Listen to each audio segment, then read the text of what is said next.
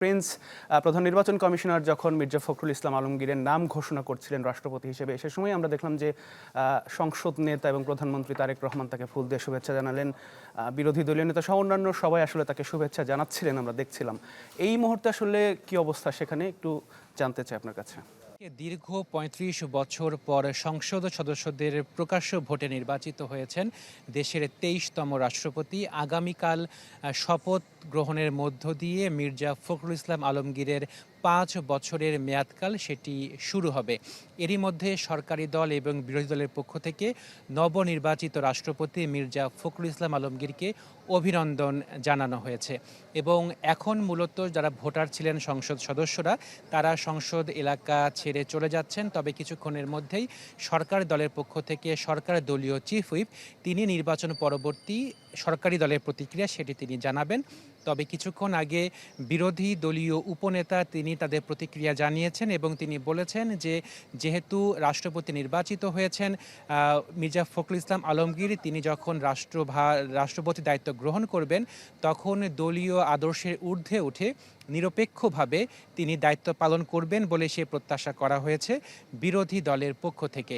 আপনাকে জানিয়ে রাখি যে ৩৪৯ জন ভোটার ছিলেন এই নির্বাচনে, এর মধ্যে ৩৪৩ জন ভোটার তারা ভোটাধিকার প্রয়োগ করেছেন। এর মধ্যে ২৫৫টি ভোট পেয়েছেন মির্জা ফখরুল ইসলাম আলমগীর এবং ৮৮টি ভোট পেয়েছেন বিরোধী দলীয় জোট প্রার্থী অলি আহমদ। যে ৬ জন ভোটার ভোট দেননি এর মধ্যে রয়েছেন ৩ জন বিএনপি দলীয় সংসদ, একজন স্বতন্ত্র সংসদ, একজন জামাতের সংসদ সদস্য এবং আরেকজন জামাত থেকে বহিষ্কৃত সংসদ সদস্য। বিএনপির ৩ জন যে সংসদ সদস্য তারা ভোট দেননি, এর মধ্যে রয়েছেন মোস্তফা কামাল পাশা, মির্জা আব্বাস এবং ওসমান ফারুক। আমরা জানতে পেরেছি যে মোস্তফা কামাল পাশা তিনি দেশের বাইরে রয়েছেন এবং মির্জা আব্বাস এবং ওসমান ফারুক তারা অসুস্থ অবস্থাতে রয়েছেন, ফলে তারা ভোটাধিকার প্রয়োগ করতে পারেননি। আবুল হাসান যিনি জামাত দলীয় জোট সংসদ সদস্য, তিনিও দেশের বাইরে আছেন বলে তিনি ভোটাধিকার প্রয়োগ করতে পারেননি। স্বতন্ত্র সংসদ সদস্য রুমিন ফারহানা তিনি এই সংসদ অধিবেশন কক্ষেই আসেননি, তিনি ভোটদানে বিরত ছিলেন। আরেকজন জামাতের প্রার্থী ছিলেন যিনি জামাতের সংসদ সদস্য যিনি ছিলেন গাজী নজরুল ইসলাম, তিনি তাকে দল থেকে বহিষ্কার করা হয়েছে। তিনি সংসদে এসেছিলেন কিন্তু তিনি অধিবেশন কক্ষে প্রবেশ করেননি, তিনি ভোটাধিকার প্রয়োগ করেননি। অর্থাৎ এই ৬ জন ভোটদানে বিরত ছিলেন। এখন মূলত রাষ্ট্রভার গ্রহণ করবেন, রাষ্ট্রপতি দায়িত্ব গ্রহণ করবেন নবনির্বাচিত রাষ্ট্রপতি মির্জা ফখরুল ইসলাম আলমগীর। এরই মধ্যে ভারপ্রাপ্ত রাষ্ট্রপতি বঙ্গভবনে থেকে তার যে অফিসিয়াল দায়িত্ব সেটি তিনি শেষ করেছেন এবং বঙ্গভবন থেকে তাকে বিদায়ী সংবর্ধনা বা বিদায়ী গার্ড অব অনার দেওয়া হয়েছে এবং আগামীকাল ভারপ্রাপ্ত স্পিকার বঙ্গভবনে নবনির্বাচিত রাষ্ট্রপতি মির্জা ফখরুল ইসলাম আলমগীরকে রাষ্ট্রপতির শপথ বাক্য পাঠ করাবেন। তো মূলত এই হচ্ছে সর্বশেষ তথ্য সংসদ ভবন থেকে। আতিক। জি প্রিন্স, অনেক ধন্যবাদ আমাদের সাথে যুক্ত হবার জন্য। আমাদের সহকর্মী আশিকিন প্রিন্স জানাচ্ছিলেন সংসদ ভবন থেকে। আরেক সহকর্মী নাফিউল ইসলাম লিঙ্কন আমাদের সাথে যুক্ত রয়েছেন। লিঙ্কন, আমরা প্রিন্সের কাছ থেকে শুনছিলাম আসলে পুরো ভোটের দুপুর ২টা থেকে যে বিকেল ৫টা পর্যন্ত ভোট গ্রহণ চললো, এরপরে ফলাফলও ঘোষণা করা হলো। সংসদ সদস্যদের মধ্যে কি ধরনের প্রতিক্রিয়া দেখা যাচ্ছে? তারা তো সরাসরি ভোট দিলেন দীর্ঘ ৩৫ বছর পরে রাষ্ট্রপতি এই নির্বাচনে, তাদের প্রতিক্রিয়াটা একটু জানতে চাই। এই ভোট দেওয়ার অভিজ্ঞতাটা একদম নতুন, কেননা গত ৩৫ বছরের মধ্যে যেহেতু এই প্রথম সরাসরি ভোট গ্রহণ বা ভোট দিলেন সংসদ সদস্যরা, তাই তারাও অনেকটা উচ্ছ্বসিত ছিল এবং ভোটদান শেষে যখন ফলাফল তারা জেনে গেছেন, এটি আসলে সবার কাছেই প্রত্যাশিত ছিল যে মির্জা ফখরুল ইসলাম আলমগীর বাংলাদেশের ২৩তম রাষ্ট্রপতি হতে যাচ্ছেন এবং তিনি এই ফলাফলের মাধ্যমে সেটি আবারও প্রমাণিত হলো। কেননা আমরা দেখেছি যে সংসদীয় গণতন্ত্রের যে ইতিহাসে যারা সংখ্যাগরিষ্ঠ দল নিয়ে ক্ষমতা গ্রহণ করেন তাদের পক্ষ থেকেই সাধারণত রাষ্ট্রপতি হয়ে থাকেন, তার এবারও ব্যতিক্রম হলো না। সেই পরিস্থিতি হয়েছে। আমরা যখন ভোট গ্রহণ এবং ফলাফল শেষে বিএনপি এবং ১১ দলের অনেক সংসদ সদস্য এবং যারা গণ্যমান্য ব্যক্তিরা বের হয়েছেন সংসদ কক্ষ থেকে, তখন কিন্তু তারা বিভিন্নভাবে মন্তব্য করেছেন।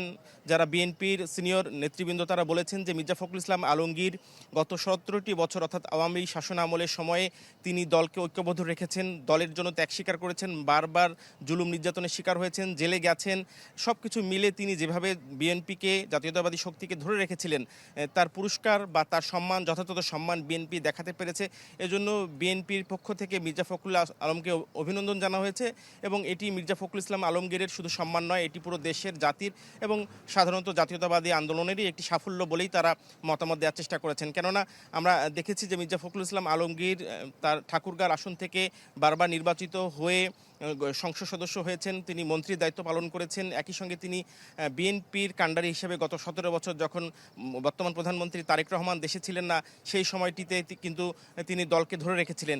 সেই পুরস্কার বা সেই সম্মান বিএনপি দেখাতে পেরে বিএনপির নেতাকর্মীরা এবং সংসদ সদস্যরা তারাও কিন্তু খুব উচ্ছ্বসিত এবং তারা আবেগ আপ্লুত। অনেকে কথা বলেছেন যে তার যথাযথ সম্মান দিতে পেরে তারা নিজেরাও সম্মানিত হয়েছেন। এর পাশাপাশি যারা জামাতের এবং 11 দলের সংসদ সদস্যরা বের হয়ে কথা বলেছেন, তাদের মধ্যে কিন্তু এক ধরনের কথা আমরা যখন নির্বাচনের তফসিল ঘোষণা হচ্ছিল, অর্থাৎ রাষ্ট্রপতি নির্বাচনের, তখন থেকে তারা কিন্তু বলার চেষ্টা করছিল যে এই জুলাই আন্দোলন বা জুলাই বিপ্লব যে ধরনের প্রতিশ্রুতি দিয়ে তারা এই নতুন বাংলাদেশের প্রতিশ্রুতি দিচ্ছিলেন, সেখানে এই সংবিধানের 70 অনুচ্ছেদ তারা বারবার উল্লেখ করছিলেন এবং সেই 70 অনুচ্ছেদ অনুযায়ী যে নির্বাচনের প্রভাব, সেটি কিন্তু তারা আগেই বলে আসছিলেন। কেননা এখানে স্বাধীনভাবে সংসদ সদস্যরা গণতন্ত্র চর্চার কিন্তু সুযোগ পাচ্ছে না, সেটি তাদের কণ্ঠে আজও ছিল। আজও তারা বলার চেষ্টা করেছিলেন যদি নতুন বিপ্লবের পরে সংবিধানের এই জুলাই বিপ্লব অনুযায়ী যদি গণভোট রায় বাস্তবায়ন হতো, তাহলে কিন্তু সংসদ সদস্যরা স্বাধীনভাবে তাদের ভোট দেওয়ার, তাদের মতামত প্রকাশ করার কিন্তু সুযোগ পেত। তখন কিন্তু ভোটের ফলাফলটা কিন্তু অন্যরকম হলেও হতে পারত। কেননা আমরা জানি যে 70 অনুচ্ছেদ অনুযায়ী সংসদ সদস্যরা তাদের স্বাধীনভাবে ভোট দিতে পারেন না, কারণ তারা যদি দলের বিপক্ষে গিয়ে, দলের সিদ্ধান্তের বিপক্ষে গিয়ে ভোট দেন, তাহলে কিন্তু তাদের সংসদ সদস্য পদ চলে যাওয়ারও একটি ঝুঁকি বা আশঙ্কা ছিল। সব কিছু মিলে বিরোধী দল বোঝানোর চেষ্টা করেছে যে আগামীতে বা বাংলাদেশের তারা সরকারি দল এবং বিরোধী দল থাকাকালীন বাংলাদেশে গণতন্ত্র চর্চার ক্ষেত্রে কোনো ধরনের অনির্বাচিতভাবে বা কেউ কোনো গণতন্ত্রের সুযোগ ছাড়াই যেন নির্বাচিত হয়ে না যায়, সেটি প্রতিষ্ঠিত হবে এবং গণতন্ত্রের যেসব ত্রুটি রয়েছে বর্তমানে বা সাংবিধানিক যেসব ত্রুটি রয়েছে, সেগুলো তারা তুলে ধরার চেষ্টা করেছেন। এর মাধ্যমে আসলে জয় পরাজয় যেটি হোক না কেন, তারা বারবার বোঝানোর চেষ্টা করেছেন যে জুলাই বিপ্লবের পর গণভোটের রায় বাস্তবায়ন করাটা কতখানি জরুরি এবং সেই গণভোটের রায় বাস্তবায়ন হলে আজকের যে ভোটের ফলাফল, সেটি সংসদ সদস্যরা স্বাধীনভাবে ভোট দিয়ে আরও নিরপেক্ষভাবে একজন রাষ্ট্রপতিকে দেশের জন্য নির্বাচিত করতে পারতেন। এই ছিল রাষ্ট্রপতি নির্বাচনের ফলাফল পরবর্তী সংসদ ভবন থেকে বিরোধী দল এবং সরকারি দলের নেতাকর্মীদের বা এমপিদের প্রতিক্রিয়া। এই ছিল সংসদ থেকে। জি লিঙ্কন, অনেক ধন্যবাদ যুক্ত হবার জন্য। সংসদ ভবন থেকে আমাদের সহকর্মী নাফিউল ইসলাম লিঙ্কন এবং আশেকিন প্রিন্স আমাদের সাথে যুক্ত হয়েছিলেন।